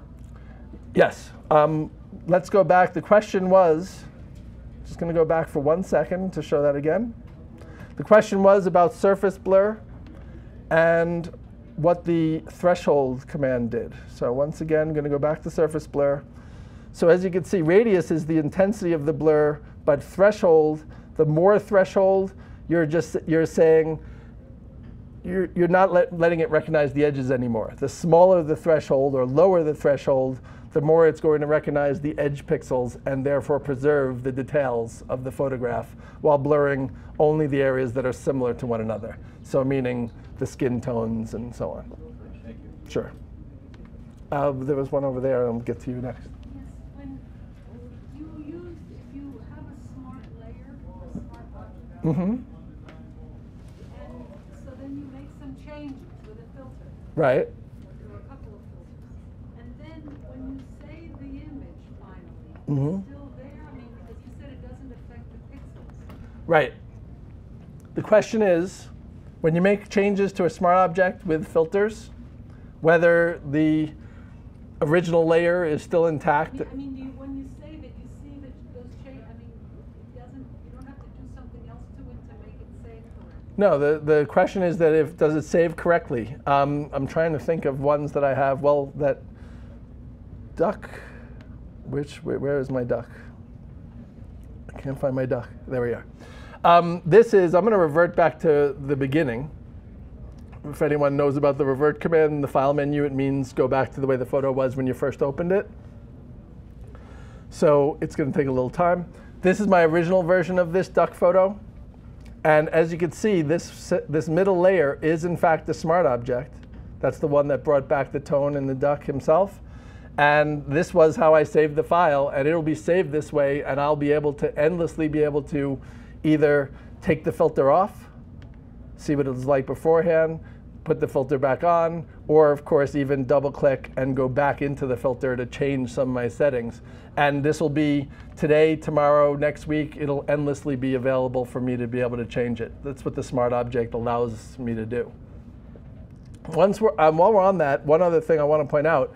Another thing that's great about smart objects, you know how when you resize things, I'm sure many of you know about the commands like transform, for example, free transform being the simplest one.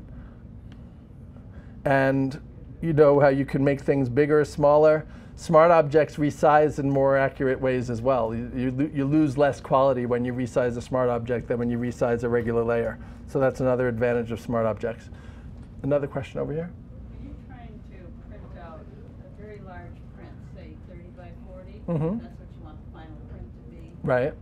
And of course you're working on a smaller monitor. Mm-hmm. How do you go to 100% magnification or final print image to blow it up to see what the pixels are in the final print? Right. The question is raised about when you're going to print, and let's say you're working on a really, really large photo, say 30 by 40, and you want to see what it would look like. You want to zoom in, perhaps, and see what it's going to print like. When you go to, well, first, of course, fit on screen doesn't really mean much. And many of you may have noticed when you go to 100% view, it's not exactly print size a lot of the time either. It's all based on something we didn't talk about today, but I have talked about in many of the other versions of this class, the pixels and what size they are. You can see this is well, not quite that big. But basically, though, if you go to 100% size, it's not exactly print size, but it is showing you the pixels at their full size. So you really do get a much better look. My ducky's a little blurred here, but you do get a much better look at what things. I'd say you go to 100% or even bigger. You know, you might even want to go up to a view size that would be showing this as 30 by 40, except that you can't see all 30 by 40 because your monitor's not that big. But you do want to go to 100% because 100% is usually going to show you very much more precisely what detail you have and what you're going to get when you print. Anyone else? Yeah. Question. Sure. About organizing your desktop. Uh-huh. With the different tabs and the different images and being able to see the multiple images at the same time, either within the background of Photoshop or outside of it. I'm having a problem with keeping it all together. Question was raised about organizing your images, like when you have many different images open, maybe you're trying to compare one to the other to see what you like, things like that. For those things, first of all, you know, the one thing that they do make for that a lot of times is Lightroom, Aperture, a lot of those programs, of course. But within Photoshop, one thing that I think might be useful to you is this command called Window Arrange. The Arrange command lets you arrange your window differently, but not manually. So you don't have to do it one by one, because you can do this stuff one by one, of course. You know that you can pull them all off and whatever. But if you go to Arrange, for example, and say, oh, well, let's say 3 up horizontal, then it's giving me a look, as you can see, of 3 of my different photographs horizontally spaced on my screen. Or I could say Arrange, say 6 up, and it'll show me all 6 of them on screen. So it just breaks my screen down. It all depends on what the active photo is and whatever the next couple are, and then you can arrange them all automatically, and then you can always go back to just tile all or consolidate all to tabs, which goes back to the way you started at. But those are the basics that Photoshop provides you with for sort of viewing things quickly. Other than that, one thing that I like to do sometimes is pull them off and then just do Command 0 or Command 1 just to fill the screen, but have it be a floating separate window. You can also make it so that's not tabs. If someone, I mean, we're talking about workspace, if you're not familiar or if you're not happy with tabs, that was something that was introduced in CS4 or something like that. There's a preference setting for that. You can go to preferences. I believe it's general, and where is it? Maybe not general. Maybe interface. There it is. Open documents as tabs. If you uncheck that, then you can have it so that when you open up your documents, they're going to be individual windows instead of tabs, if you preferred it the old way. So that would always be useful. Question, the same idea is that sometimes when you try to minimize Photoshop, Right. some of the image, you minimize an image, only one image or certain images get minimized. You can't get the entire thing off your desktop. Pieces of it. Because the new version of Photoshop, when you pull a window off, it can actually exist outside of sort of the Photoshop application, so that when you minimize the screen, that image stays. So yeah, that's something that they've just changed the interface for the new version. So basically, if you first would go to that arrange and say consolidate all to tabs, and then you minimize, you'll be guaranteeing that everything will go away because there's nothing floating on its own. The key is that they not be floating on their own. Sure. Okay. Let's see. We didn't really talk a whole lot about layers, so I think that's something we should talk a little bit about, a little more about layers. But any other questions? Yes? Yeah. Is there a way to do that successfully? So basically, the question is that you just want to know how to take something from one photo, put it into another photo, and make it look realistic. Yes. Okay. Put the duck on the rocks. Okay, there we go. Duck on the rocks. Okay, there we are. We got a duck on a rock. That's what we're going to do. Okay, we can put the duck anywhere we want. All right, so let's go back to our friend the duck here. Okay, so first of all, lucky us, we happen to have the duck isolated on his own layer. Maybe not the best selection. I did it quickly for demonstration purposes. You can see it's a little junky there. And I knew also that when he blended in with the rest of the background, it probably wouldn't be noticeable, but we're going to forgive the slightly off selection. Okay. So I'm going to take our friend the duck here, and I'm going to move it to another photograph. So first of all, different ways to do this. First of all, I'm going to grab the Move tool. I'm on the layer that the duck exists. I'm going to click and drag, and I'm going to go over to the tab that represents my other photo, wait till the other photo appears, but then the key is that I come back down, because if I drop the duck on that tab, he won't come in. I have to come back down into the photograph, and there's my duck sitting on a bunch of rocks. Notice also, by the way, that he came in with the smart filter. So he came in with the shadow highlight adjustment to make him look better and all that sort of thing. OK. Now, I'm going to place him. Don't have the gray pixels around it, which is where I've been at. Ah, OK. So the question was, the comment was that I don't have the extra junk around the outside of the duck because my selection is OK. So let's address that. Let's say, let me select the duck from scratch. And I'll do it a little bit not so great, so we could talk about how to get rid of the junk around the outer edge, because that is a common mistake or problem that people encounter. And we'll have to live with the fact of him being the not fixed and visually not as beautiful duck, but we can live with that. OK, so I'm going to take the quick selection tool, and I'm going to try to select my duck friend here a little bit. And take that little piece. I'm using the Option key to take a little piece away, make my brush a little smaller to make sure to include the duck's bill right there. OK, and a little piece over there. So I'm just fixing little pieces here and there that I see fit. But what I'm also going to do is I'm going to refine edge. And this is where good things happen, but also problems can happen. And I'll address that. So one thing that when you're taking something from one photo and moving it into another photograph, you almost always want to address refine edge, because refining edge is refining the outer edges of the selection to make sure that it doesn't look all pixelated, jagged, or whatever. So, and depending on the photograph, if it's a lower res photograph, you're definitely going to get more jagged edges than you would in a higher res. But I'm going to click refine edge. Several things that refine edge does. Not going to work with edge detection and output. Those two sections are primarily worked with. Those are like Photoshop's really great way of dealing with hair and really difficult selections. But adjust edge is what you're going to work with in most selections.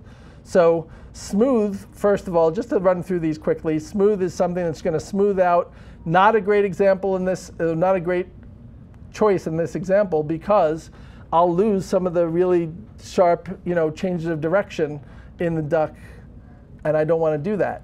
An alternative to that, but smooth, you can see it. If I crank it all the way up, you notice how much more rounded, but you see that under his bill now, I'm getting a little rounded piece that I don't want.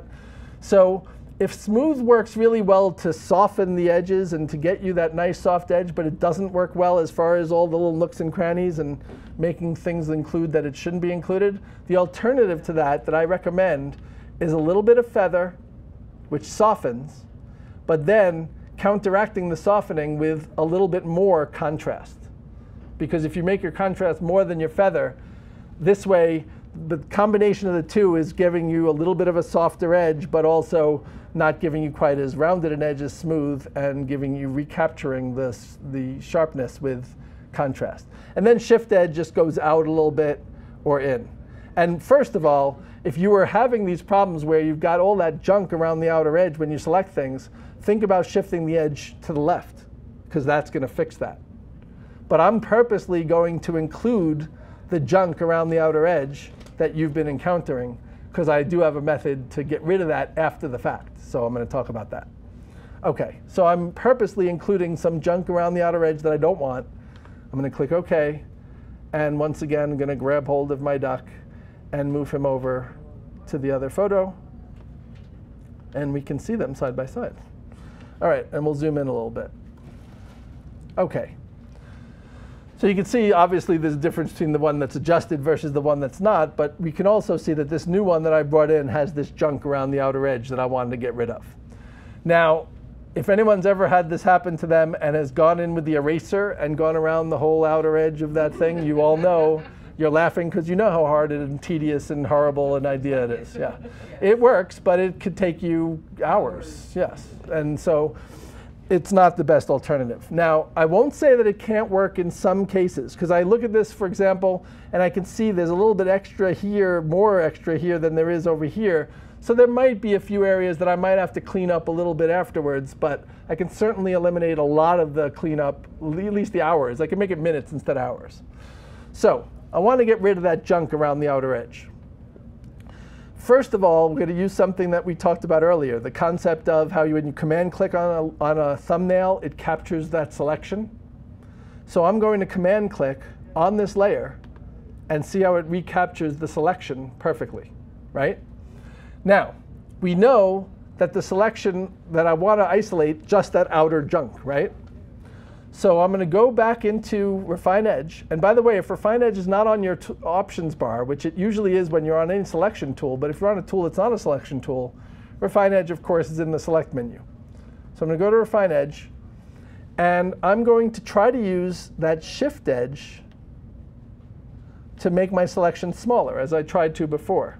If that's not working, if let's say that the amount of stuff I have is too much, use this before. Remember there was a command in the Select menu, modify. We used expand earlier. The opposite of that is contract. So I'm going to contract. The only problem with the contract command is it doesn't give you a preview. So you sort of have to guess how many pixels you want to contract by.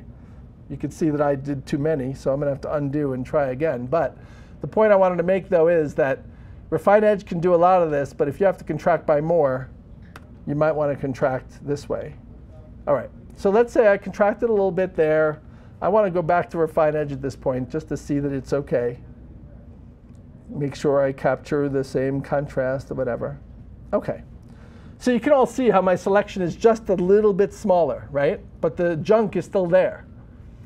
But if you think about it, what's selected right now is the duck for the most part. What I need to select is the opposite. I select the inverse. And then I just press the delete key on my keyboard, and you'll see. I'm going to hide my edges, by the way. If anyone didn't know this command, this is really useful, because I don't want to see the marching ants to interfere. Command H. It'll ask you if you want to use Command H to hide Photoshop or to hide the edges. I'm going to say, or extras. I'm going to say hide extras. So I still have the selection, I just don't have to see it. And now I press delete. And you can see, let's undo and redo. So that takes care of a lot of the erasing that I would have had to do. And then if there's a little bit of extra somewhere else, you know, I could erase a little bit, but at least most of it has been removed. Can you adjust the size of the duck once you move it? What's that? Adjust the size of the duck once you move it?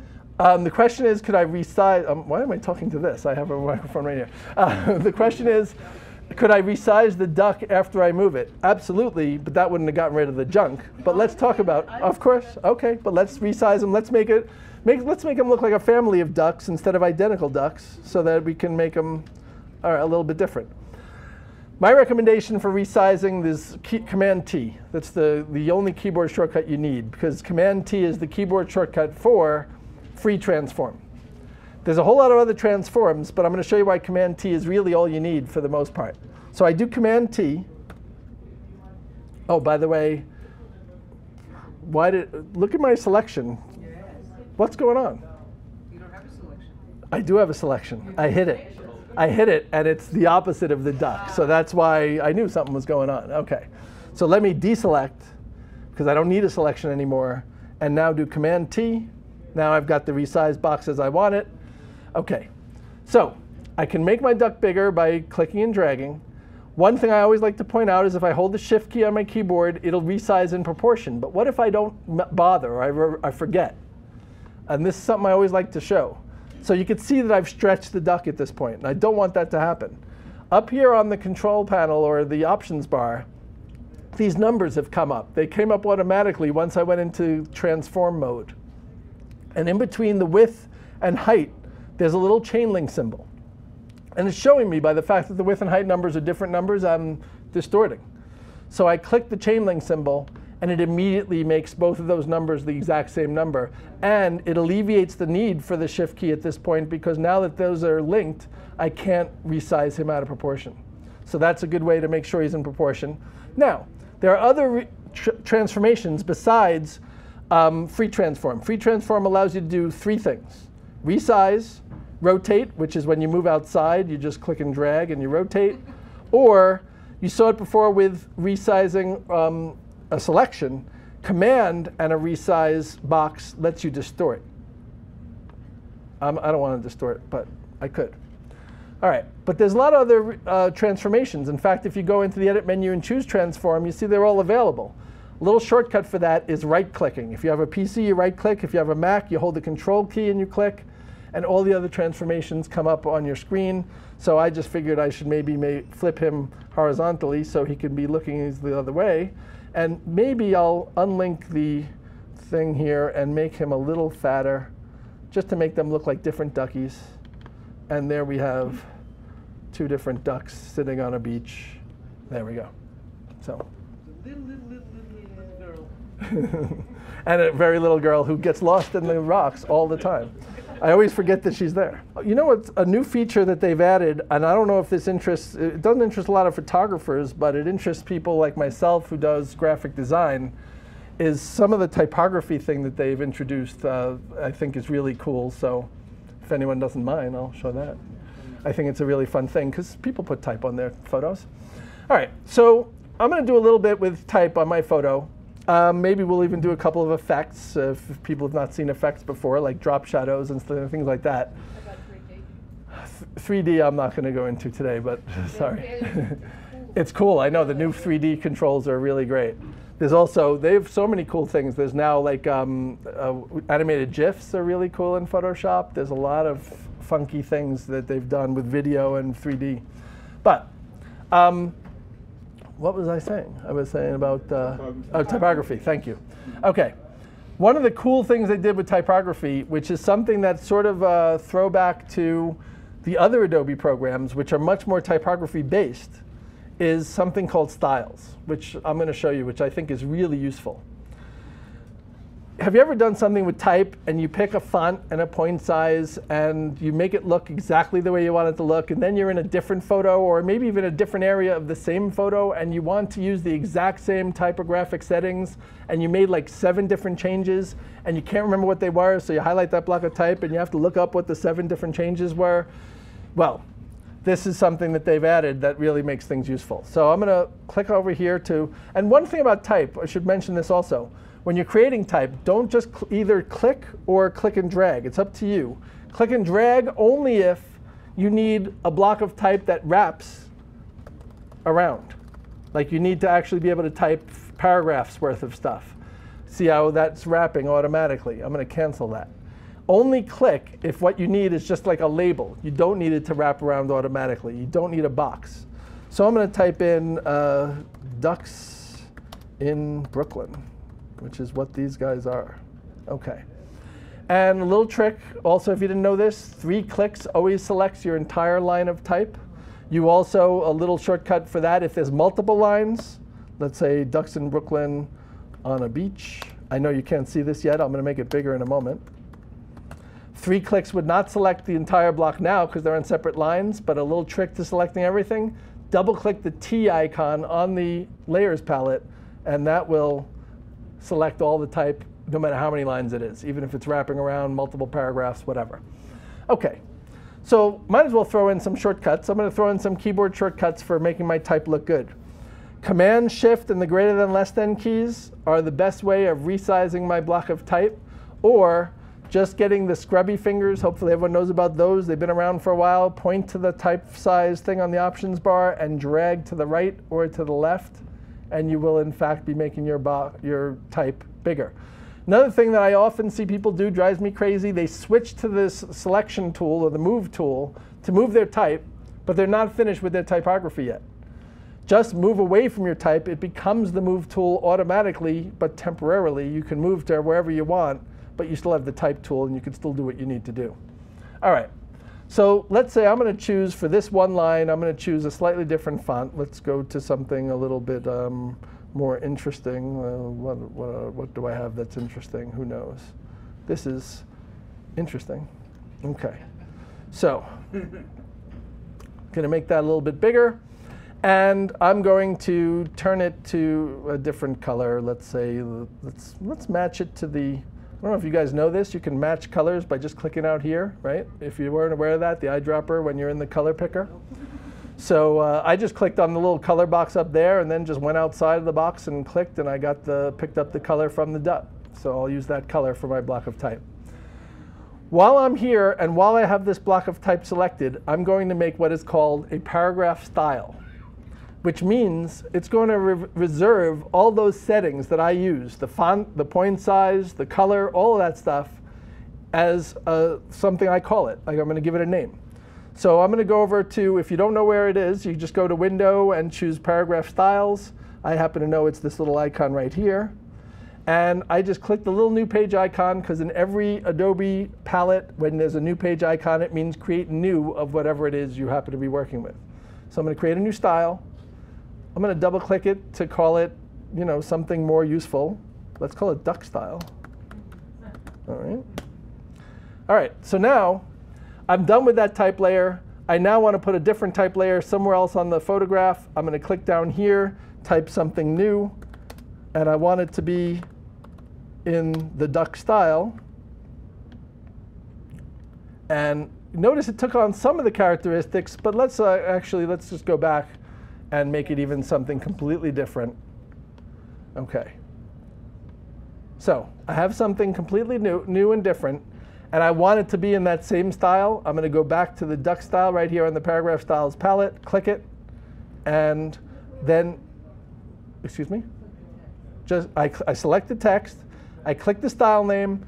A little plus sign is telling me you've modified the style manually. Do you want it to really fit to the style? You just click this little recycle button that says clear override, and notice it's now the same color, same font, same everything as the other block of type. And the great thing about this too, I'm going to save this just so you can see this. I'll save it onto my desktop for a moment. Let's say we'll call it type. OK. And having saved it on my desktop, I'm now going to go to a completely different photograph. I'm going to make a new block of type. Oh, and again, it's remembering it. But let's just, again, remember, make believe I was using something completely different. I now want to use that exact same font, point size, everything. I go into the menu that pulls off of paragraph styles, say load paragraph styles, find my other photograph, click open, and notice the duck style is now available to me. I have that type layer available. I click duck style and make it conform, and it captures the same color, the same font, the same everything. It's going to be a really nice thing if you have to do the same block of type, maybe as, let's say, even a watermark or something on every single photograph. You can make this style, import it, or load it from any saved photograph and be able to use it anywhere you want. What's the difference between this doing it this way and the other way, which could be copy layer style and paste layer style? Yeah, I mean, the old-fashioned, the question is what's the difference between the old-fashioned way of doing this was you just copied and pasted the block of type. This way you don't have to open the other photograph even. You just import the style, because you could say load from this saved file. So you just don't have to copy and paste and then retype. It's just a little bit faster. It's especially useful if you're doing a lot of typography. Now, one of the things that I was doing here also, I think we can all agree that this type at the bottom of our screen is completely invisible. And this really lends itself to something like effects. So I'm sure many of you know about effects. If you double click on a layer, whether it be a type layer or a regular layer, the layer style command comes up on your screen, or dialog box comes up on your screen. I don't know why they did this, but they put some of the ones that were always at the top of the list now at the bottom. They put outer glow and drop shadow all the way at the bottom. Don't know why, but they did. But these are really great things for type, or for anything for that matter. So I'm going to put, for example, an outer glow. I use this a lot on type when I don't have type showing up well. I'm going to choose outer glow. Notice I click the words so that I have the outer glow settings. And one of the things I like to show with these styles is, or effects, is that the command or the setting called size is really a misnomer. It's not size. It's sort of think of it as softness and spread. So you see how when I increase the size, it makes the glow spread out a little bit more.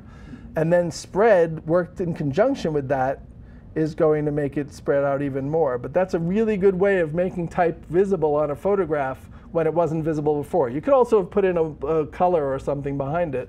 But yes, question? When you said you saved it on the computer so that you could go back to it, you said on the computer. How do we find it? Oh, you mean the paragraph style? Yeah. Saving the paragraph style, all I had to do was make the paragraph style and then save the file that has it. And then I just load that paragraph style into any other photograph. Okay. But so here, I now have this outer glow. And by the way, outer glow does not have to stay the color that I have it. But if you ever had this, if you've played with effects too much, and this is something I also like to show because I think anyone can figure out that you could change the color of your outer glow. It's not so hard to see. However, notice if I change the color of my outer glow to something dark, it seems to disappear. If you've ever made a setting and you change the color for that setting, especially in effect, and it disappears, most of the time it's because of the blending mode. Outer glow is something that is made to be brighter, and therefore it uses a blending mode called screen mode. Screen brightens. A dark color can't brighten. So I have to switch to the theoretical opposite of screen, which is multiply, and notice that the outer glow comes back. So if you ever do a shadow that's really light, you would have to switch the mode from multiply to screen. You always just want to remember that the mode might have to be switched if you change the color of something.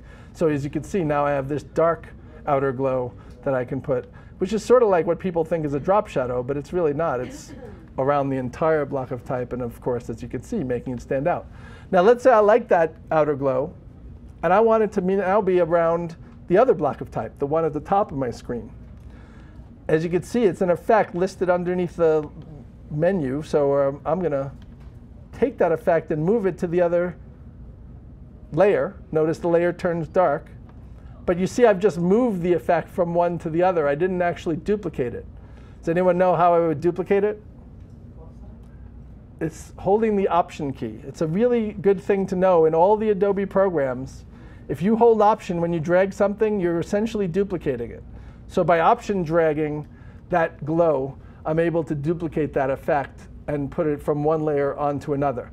That concept of Option dragging works in a lot of different ways. For example, if I Option drag the block of type, I'm duplicating that layer. If I Option drag, let's say, my little friend here, the ducky, I'm duplicating him. Option dragging duplicates whatever it is you're pointing to and dragging. So I can make many different things with that. Yeah, I guess the good thing to say with 1 minute left is I really appreciate you guys listening to me talk, because otherwise I'd be in an empty room and that would not be fun. And please don't hesitate. I forgot to pass out the mailing list, which I've still not done anything with, but if you want to be on my mailing list, please come up here and sign it. And there's business cards if you want to contact me, and I'm available for company training, individual training, all kinds of things. Photoshop, Illustrator, InDesign, even, God forbid, Word, PowerPoint, and Excel. I do teach those as well. That's how I started out. So happy to help you out, and just keep practicing. The more you do things, the more it works. Thank you all. For more information, please visit us online, give us a call, or stop by our New York City Superstore. You can also connect with us on the web.